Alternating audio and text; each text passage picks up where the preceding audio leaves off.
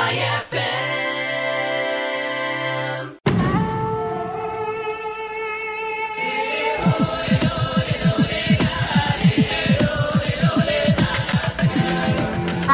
Hey, how are you doing?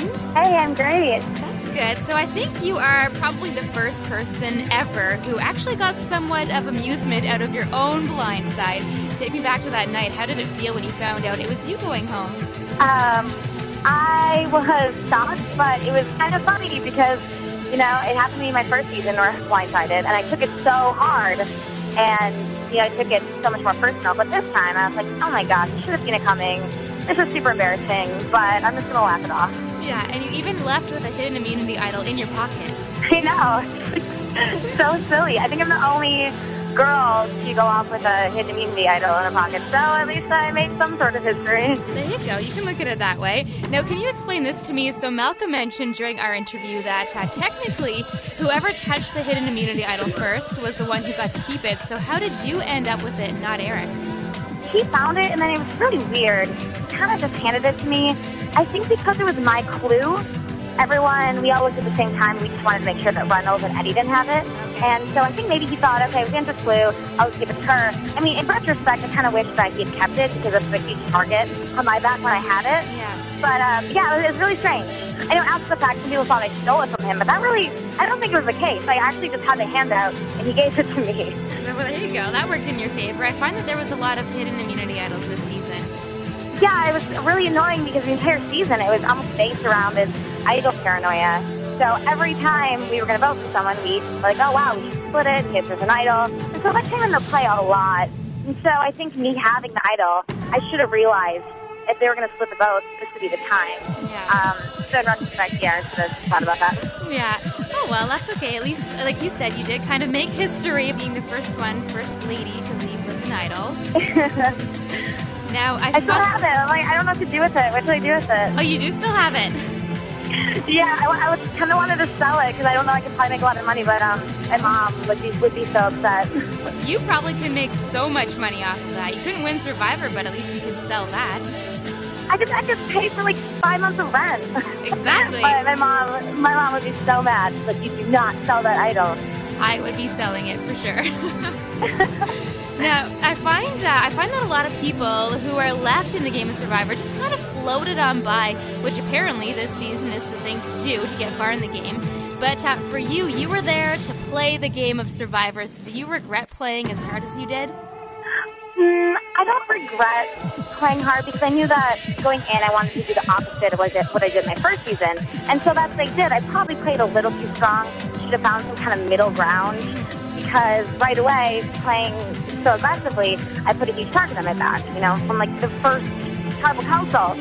So, I mean, if I would do it again, I guess I would try to find some kind of, middle ground, not following, but also not being the one keeping up so much and doing blindsides for the fun of it. Yeah, makes sense. So how awkward was it when you tried to strike a deal with Brenda during the last competition and she's like, you know what, I think I want to keep holding on. Oh my gosh, I was so mad.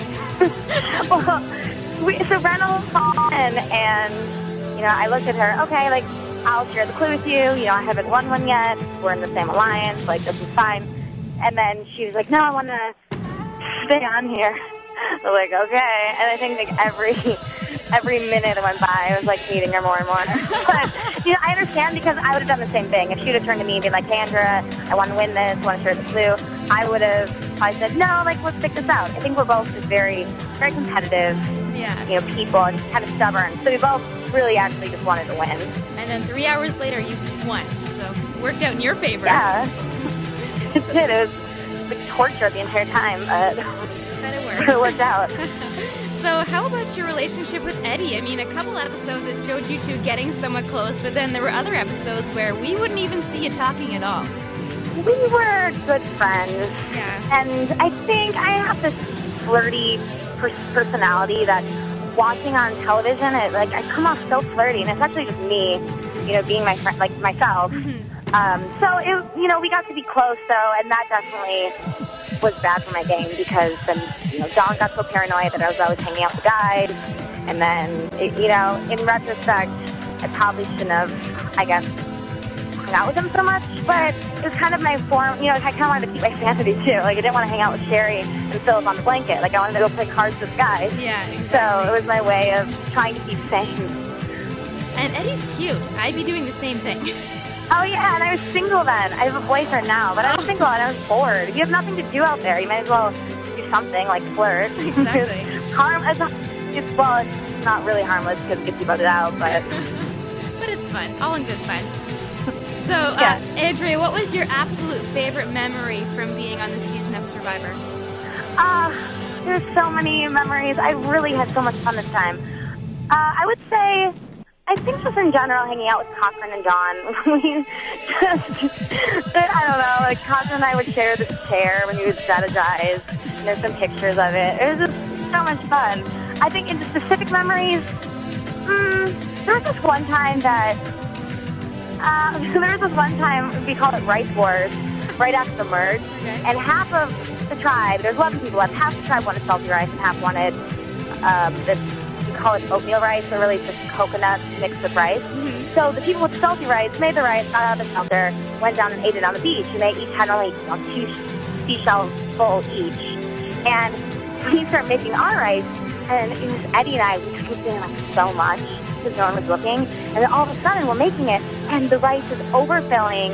We're trying to eat it up so no one sees it. We're shoveling uncooked, burning rice into our mouths and crying. And it was like, yeah, but because we didn't want Philip to walk up and see that we made 3 times as much rice as they had. And it was so funny. My mouth was burned for the whole day.